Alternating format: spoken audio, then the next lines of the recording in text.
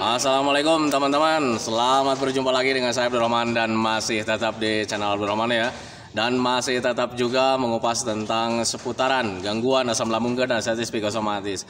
Nah, di sesi kali ini saya akan share video tentang tempo atau jangka waktu dari gangguan asam lambung dan anestesi psikosomatis. Nah itu teman-teman, makanya bagi teman-teman yang sekarang penasaran tentang tempo atau jangka waktu proses pemulihan dari gangguan asam lambung dan anestesi psikosomatis, tolong tonton videonya sampai habis, jangan di skip biar kalian nanti mengerti, biar kalian nanti paham, dan ketika mengerti dan paham kalian tidak terlalu berimajinasi kemana-mana gitu teman-teman ya. Kapan nih gue bakalan sembuh, kapan nih gue bakalan sehat. Nah itu teman-teman ya, makanya tolong tonton videonya sampai habis, jangan di skip. Dan kemudian seperti biasa ya, bagi teman-teman yang baru bergabung, kalau seandainya kalian mau bertanya tentang seputaran gangguan asam lambung dan anestesi psikosomatis, alangkah baiknya kalian tonton dulu video-video saya sebelumnya. Karena untuk seputaran gangguan asam lambung dan anestesi psikosomatis semuanya sudah saya share teman-teman ya. Dari mulai cerita saya yang terkena gangguan asam lambung dan anestesi psikosomatis, kemudian merasakan 1001 macam sensasi yang sangat tidak nyaman. Itu sudah di-share teman-teman ya. Dan kemudian bagaimana cara menangani setiap sensasi yang hadir, itu juga sudah di-share. Nah makanya biar lebih jelas, biar lebih detail, alangkah baiknya kalian tonton dulu video-video saya sebelumnya. Nah itu teman-teman ya. Dan kemudian bagi teman-teman yang baru bergabung juga, seperti biasa juga, kalau seandainya kalian belum subscribe channelnya, mohon videonya itu di subscribe dulu. Karena untuk subscribe itu tidak memerlukan biaya, tidak memerlukan pendaftaran. Jadi subscribe itu adalah hal yang sangat mudah sekali bagi teman-teman lakukan ya. Jadi teman-teman itu cukup memijit saja tulisan subscribe, biar kenapa? Jujur ya, biar videonya itu cepat berkembang dengan baik. Dan kalau seandainya videonya itu berkembang dengan baik, sudah barang tentu itu akan menambah semangat tersendiri buat saya untuk terus nge-share tentang seputaran gangguan asam lambung dan anestesi psikosomatis ini terhadap kalian. Kemudian yang lebih penting dan yang lebih utamanya, tekan juga tombol lonceng sama tombol like-nya ya, biar kalian itu dapat notifikasi atau pemberitahuan video saya yang terbaru. Karena saya itu akan terus nge-share tentang seputaran gangguan asam lambung dan anestesi psikosomatis ini terhadap kalian, dengan tujuan semoga saja videonya itu menjadi wasilah atau jalan keluar bagi kalian yang sedang mengalami gangguan asam lambung dan anestesi psikosomatis hingga membaik ya, apalagi sampai sembuh total. Amin ya robbal alamin. Ya minimal hanya memberikan motivasi saja, atau lebih minimalnya lagi hanya sekedar menemani kalian yang sekarang sedang merasakan ABCD-nya dari gangguan asam lambung dan anestesi psikosomatis. Nah itu teman-teman ya. Nah kembali lagi ke topik utama teman-teman ya. Kenapa di season kali ini saya share video tentang tempo atau jangka waktu proses pemulihan dari gangguan asam lambung dan anestesi psikosomatis. Karena banyak sekali orang-orang yang belum membaik dari gangguan asam lambung dan anestesi psikosomatis itu, yang DM, yang bertanya juga gitu teman-teman ya, apa sebetulnya untuk proses pemulihan dari gangguan asam lambung dan anestesi psikosomatis itu berapa lama? Yang ini Pak, proses pemulihan asam lambung itu berapa lama? Yang ini Pak, proses anxiety disorder itu pemulihannya berapa lama? Dan sebagainya. Nah itu teman-teman ya. Nah makanya di season kali ini saya share video hal tersebut gitu teman-teman ya. Semoga jawaban saya itu menjadi wawasan buat kalian. Nah itu teman-teman ya. Untuk proses dari gangguan asam lambung dan anestesi psikosomatis itu banyak yang bertanya, tetapi saya bingung menjawab gitu teman-teman ya, karena pertanyaannya itu tidak berlanjut teman-teman ya. Jadi ada yang bertanya cuman asam lambungnya saja gitu teman-teman ya. Ada yang bertanya juga tentang anxiety-nya gitu teman-teman ya. Kenapa saya bingung? Karena di sini di channel ini itu yang sering dijelaskan itu adalah proses pemulihan dari gangguan asam lambung ketika ada anxiety disorder. Nah itu teman-teman, tetapi tetap akan saya jawab gitu teman-teman ya. Nah untuk proses pemulihan dari gangguan asam lambung saja tidak diikuti dengan anxiety disorder teman-teman ya, itu sebetulnya ringan gitu teman-teman, dan temponya itu tidak terlalu lama kalau seandainya cuman asam lambung saja gitu teman-teman ya.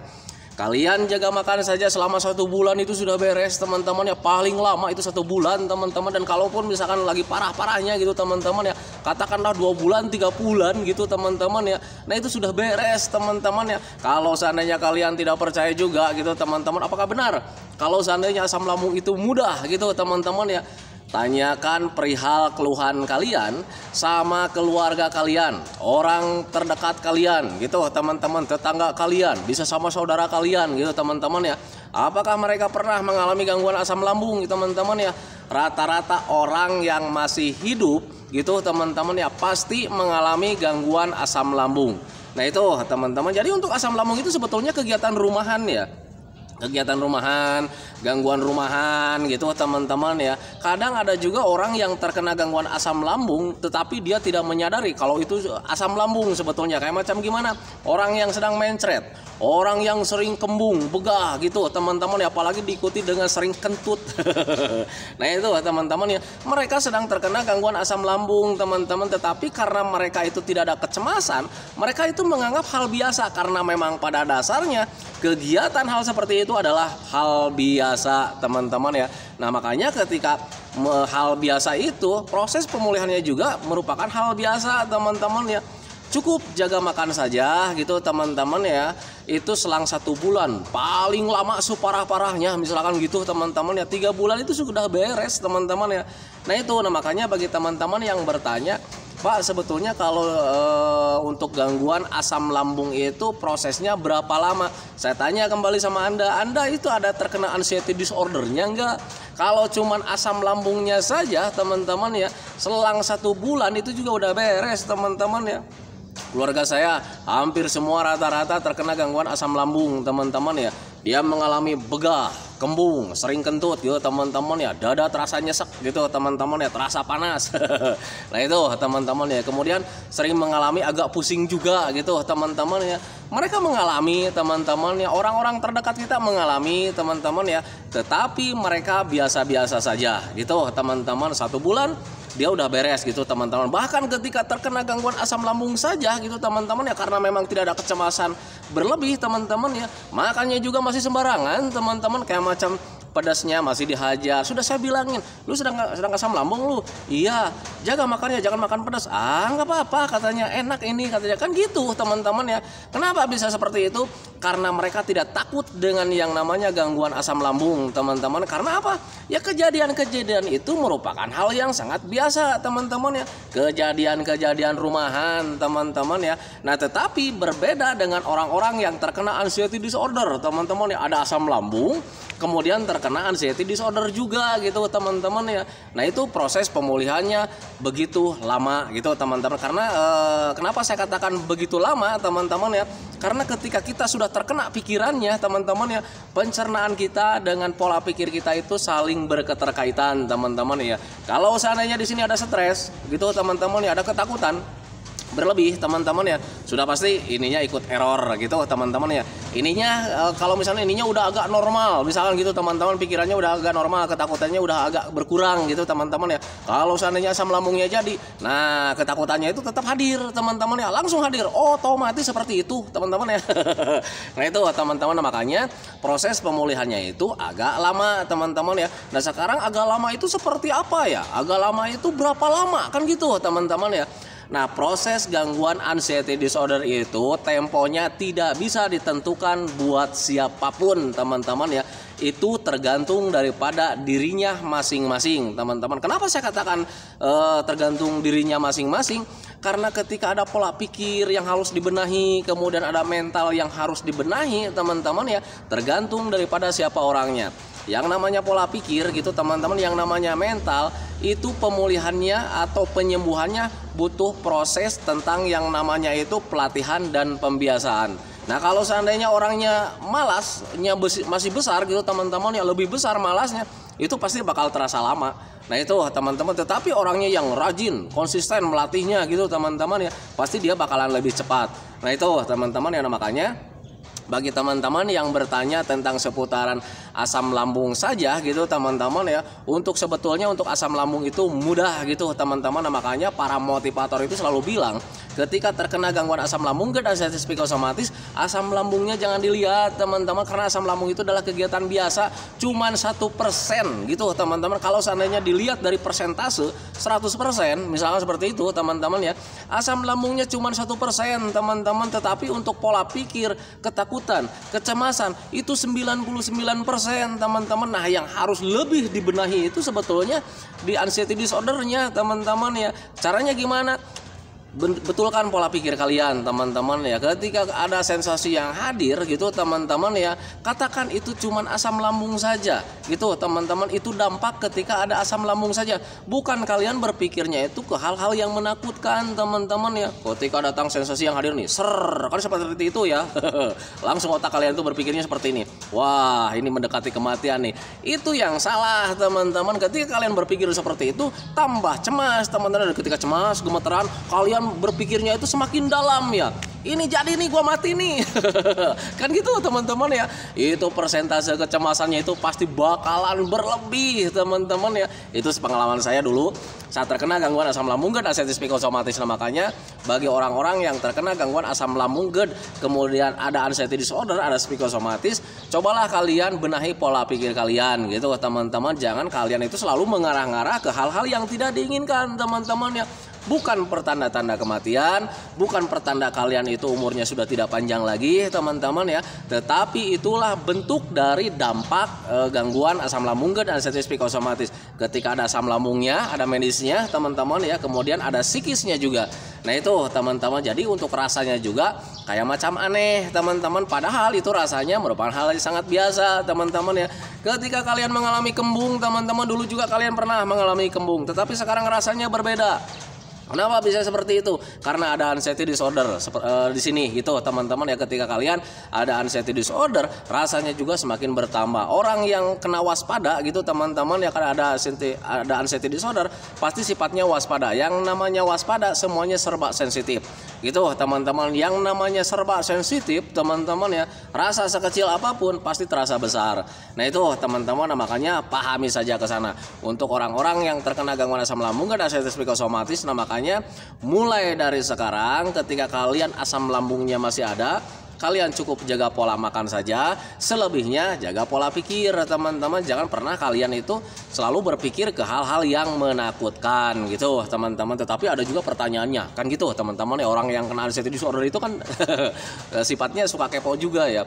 Tapi Pak, saya itu ketika mau berhenti berpikir ke hal-hal negatif itu agak sulit. Selalu saja hadir di kepala kita itu tentang pemikiran tentang kematian lah, tentang penyakit yang berbahaya lah gitu teman-teman ya. Biasanya kan seperti itu teman-teman ya. Pola pikir kita itu ke hal-hal negatif itu sudah spontan. Nah itu teman-teman ya. Nah untuk orang-orang yang terkena gangguan asam lambung dan anxiety psikosomatis, jujur sepengalaman saya juga seperti itu. Mengalihkan pola pikir kita ke hal-hal negatif itu agak sulit ya. Dari hal-hal negatif ke hal-hal positif itu agak sulit teman-teman ya. Tetapi kalau misalnya kita biasakan gitu teman-teman ya, selalu biasakan menanamkan dalam pikiran kita bahwa gangguan asam lambung dan anxiety psikosomatis itu tidak berbahaya, karena memang pada dasarnya tidak berbahaya teman-teman ya. Nanti juga kalian itu akan mempunyai ketenangan tersendiri teman-teman. Kemudian apalagi kalau seandainya ditambah dengan melakukan hobi-hobi yang menyenangkan. Nah itu teman-teman ya, setiap sensasi yang hadir, kita kan ketakutan nih ya. Dulu saya seperti itu gitu teman-teman ya. Kita pasti ketakutan lah. Tanamkan dalam pikiran kita, wah ini sensasi sedang hadir nih, tetapi tidak apa-apa gitu teman-teman ya. Tidak akan menyebabkan kematian. Toh kemarin-kemarin juga sering mengalami sensasi seperti ini. Sampai detik ini juga masih bisa menghirup udara segar, masih bisa nonton video-video Abdurrahman. Nah itu teman-teman, tanamkan dalam pikiran kalian. Ternyata gangguan asam lambung dan anxiety psikosomatis itu tidak berbahaya teman-teman ya. Cuman rasanya saja yang berbeda dengan gangguan yang lain gitu teman-teman. Nah makanya pahami saja ke sana. Jadi dulu juga saya seperti itu ya. Ketika sensasi hadir gitu teman-teman, langsung pikirannya kemana-mana. Saya coba langsung menanamkan dalam pikiran kita itu, ini nggak apa-apa gitu ya, tidak akan berbahaya, tidak menyebabkan kematian. Karena kemarin-kemarin juga gitu saya merasakan hal seperti ini, tapi sampai detik ini masih hidup gitu teman-teman. Kemudian ketika selalu berpikir seperti itu ya, mengalihkan pola pikirnya, kemudian dibantu juga dengan hiburan-hiburan teman-teman ya. Untuk saya pribadi waktu itu ketika cemasnya berlebih teman-teman ya, hiburannya itu cuman di YouTube saja gitu teman-teman ya. Banyak sekali hiburan-hiburan yang saya senangi di YouTube gitu teman-teman ya, kayak macam mancing, kemudian traveling gitu, kemudian camping seperti itu. Pokoknya tentang seputaran alam gitu teman-teman ya, banyak sekali di YouTube. Nah itu teman-teman, dan mencoba mengalihkan cemasnya itu saya alihkan dengan tontonan seperti itu. Nah itu teman-teman, kemudian ketika terjadinya di malam hari kan gitu ya teman-teman ya, karena untuk anxiety disorder itu jam atau waktunya itu kadang tidak bisa ditentukan teman-teman ya. Kadang bisa pagi hari kita cemasnya, kadang di siang hari. Kalau di pagi hari dan di siang hari mungkin kita nggak kerepotan teman-teman ya, banyak kita alihkan. Tetapi kalau misalkan terjadinya di malam hari itu yang bikin saya suwe waktu itu gitu teman-teman ya. Mengalihkannya gimana gitu teman-teman ya, mau keluar udah malam. Nah itu teman-teman, jadi serba bingung kalau seandainya terjadinya itu di malam hari. Nah makanya ketika di malam hari itu saya cuma nonton HP, lihat-lihat lihat-lihat pemandangan seperti itu. Kalau misalkan tidak menenangkan juga, saya mencoba tertidur, kemudian mendengarkan audio relaksasi. Nah itu teman-teman, banyak sekali sekarang itu di YouTube itu ya tentang audio relaksasi yang membuat saya nyaman gitu teman-teman ya. Kalian tinggal pilih-pilih saja mana yang cocok buat kalian. Nah itu teman-teman, itu pengalaman saya dulu, saya terkena gangguan asam gitu teman-teman ya. Nah makanya pahami saja ke sana. Jadi untuk orang-orang yang terkena gangguan asam lambung dan artritis psikosomatis, ketika sekarang banyak sekali yang bertanya, Pak, untuk gangguan asam lambung itu proses pemulihannya berapa lama? Nah makanya kembali lagi pertanyaannya sama Anda, apakah Anda ada terkena anxiety disordernya atau tidak gitu teman-teman. Kalau seandainya kalian mengalami kecemasan gitu teman-teman ya, kemudian takut ini itu gitu teman-teman, selalu mengalami gemeteran, ada stres di situ, terlalu banyak berpikir ke hal-hal yang menakutkan gitu teman-teman ya. Nah itu gitu, jadi ketika kalian mengalami hal seperti itu, proses pemulihannya tergantung daripada siapa orangnya gitu teman-teman. Tetapi kalau misalnya kalian tidak ada seperti itu teman-teman ya, cuman asam lambung saja gitu teman-teman ya, kalian menjaga makan saja selama 1 bulan itu udah beres, rata-rata 1 bulan. Kalau seandainya lagi parah-parahnya paling juga selama 3 bulan itu sebetulnya udah beres. Nah itu teman-teman, tetapi kalau misalkan ada anxiety disordernya, ada kecemasan, ada stres di situ, ada ketakutan tentang ini itu, apalagi tentang kematian teman-teman ya, berarti ada kaitannya dengan mental, berarti ada kaitannya dengan pola pikir. Nah itu yang membenahi itu agak alot gitu teman-teman. Tetapi yang saya katakan agak alot itu bukan berarti tidak akan membaik teman-teman, bukan berarti tidak bisa membaik, tetapi prosesnya itu tergantung daripada siapa Anda sendirinya. Nah itu teman-teman, karena ketika ada mental yang terganggu, ada psikis yang terganggu, itu proses pemulihannya itu harus ada pelatihan dan pembiasaan juga gitu teman-teman. Dan rata-rata orang yang lama membaiknya itu yang males melakukan metodenya teman-teman ya. Sudah tahu ketakutan itu hubungannya dengan mental tempe harus dimental bajakan lagi gitu teman-teman ya, butuh latihan. Nah itu teman-teman, tetapi ketika mau latihan itu kadang ada rasa malas gitu teman-teman ya. Kemudian ketakutannya masih besar, tidak mau melawan gitu teman-teman ya. Nah itu makanya ketika kalian masih ada ketakutan, tanamkan dalam pikiran kalian, ini dari mental, harus dibenahi gitu teman-teman. Dengan cara seperti apa? Melakukan proses pemulihannya yaitu dengan pelatihan dan pembiasaan. Kalian takut jalan-jalan keluar karena selalu berpikir kalian takut pingsan di jalan, tanamkan dalam pikiran kalian ketika jalan-jalan itu kalian tidak akan pingsan. Selama kalian sudah makan, sudah minum, beres, desit, jalan-jalan saja. Adapun sensasi cemasnya hadir ketika di jalan-jalan, nggak apa-apa teman-teman ya. Namanya juga proses pemulihan. Kembali lagi, semua butuh pelatihan dan butuh pembiasaan. Besoknya lakukan lagi seperti itu, besoknya lakukan lagi seperti itu, besoknya lakukan lagi seperti itu. Nanti juga ketika kalian terus melakukan hal seperti itu, di situ ada pembiasaan, dan ketika kalian terbiasa, kalian juga bakalan bisa. Ada pepatah mengatakan kalian bisa karena terbiasa. Nah itu teman-teman, makanya lakukan dari mulai sekarang proses pemulihannya, lakukan dengan konsisten metodenya. Nah itu teman-teman ya. Nah itu teman-teman ya, video dari saya tentang seputaran pertanyaan kalian tentang jangka waktu atau tempo proses pemulihan dari gangguan asam lambung, kemudian asam lambung, GERD, anxiety psikosomatis. Kalau seandainya cuma asam lambung doang, tidak ada ketakutan, itu sebetulnya lebih mudah. Karena apa? Yaitu sebetulnya gangguan rumahan. Jangankan kalian, orang rumah kalian juga pasti mengalaminya. Nah itu teman-teman, tetapi berbeda ketika kalian terkena gangguan asam lambung, kemudian ada anxiety disorder di situ, ada ketakutan, ada kecemasan gitu teman-teman ya. Itu proses pemulihannya tergantung daripada siapa Andanya sendiri gitu teman-teman. Kalaupun misalkan lebih rajin melakukan pelatihannya gitu teman-teman, kayak macam olahraga olahraga, kemudian melakukan hobi-hobi yang menyenangkan, melakukan menjaga makannya, menjaga pola hidupnya, menjaga pola pikirnya, pasti kalian bakalan lebih cepat. Tetapi kalau misalnya kaliannya agak malas-malas gitu teman-teman ya, pasti di situ agak lama proses pemulihannya. Nah itu teman-teman, makanya ketika kalian ingin cepat-cepat keluar dari gangguan asam lambung dan anxiety psikosomatis, usahakan konsisten menjalani metodenya. Nah itu teman-teman ya. Nah itu teman-teman ya videonya, semoga saja videonya itu menjadi pencerahan buat kalian, semoga saja videonya itu menjadi wawasan buat kalian, ya minimal hanya sekedar menemani kalian lah yang sekarang sedang merasakan tidak nyamannya dari gangguan asam lambung dan anxiety psikosomatis. Kemudian seperti biasa sebelum saya akhiri videonya, saya selalu mendoakan sama teman-teman itu, semoga saja teman-teman itu cepat sehat lagi, cepat sembuh lagi, cepat kembali lagi keadaan kalian yang dulu, baik semangatnya, moodnya, tertawanya, pokoknya kehidupan kalian yang berwarna itu, semoga saja cepat kembali lagi, karena memang saya yakin 100% bahwa keadaan kalian yang dulu itu sangat dirindukan sekali. Nah itu teman-teman, kemudian doakan saya juga teman-teman ya, agar saya itu tetap sehat, tetap kuat, tetap ceria, agar masih bisa tetap menemani kalian. Nah itu teman-teman ya, santikan videonya teman-teman ya. Assalamualaikum warahmatullahi wabarakatuh.